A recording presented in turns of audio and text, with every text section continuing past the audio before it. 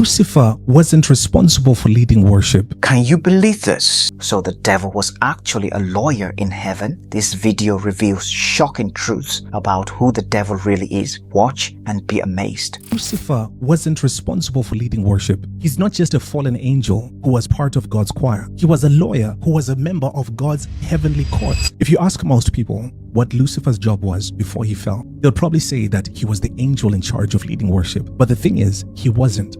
People only speculate that he was because of one verse, Ezekiel 28 verse 13, which mentions that God prepared musical instruments for him on the day that he was created.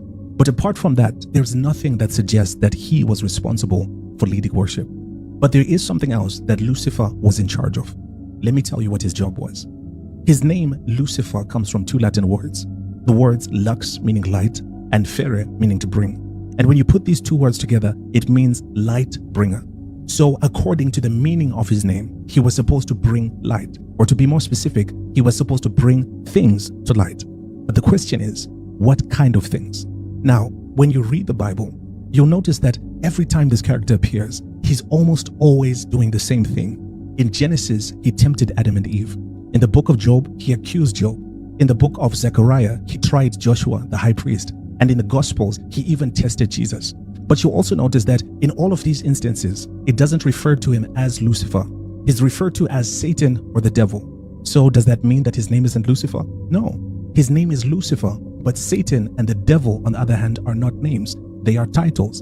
In other words, they describe what he does. Just like when you see a pilot and you address them as captain, captain isn't their name, it's a title. Satan or Satan isn't his name. It's a Hebrew word that means prosecutor, which is a legal title. To put it simply, a prosecutor is a lawyer whose job is to uphold the law and to charge people who break it. That's why the devil is skilled at building arguments against us, especially when we disobey what God said, because it was his job.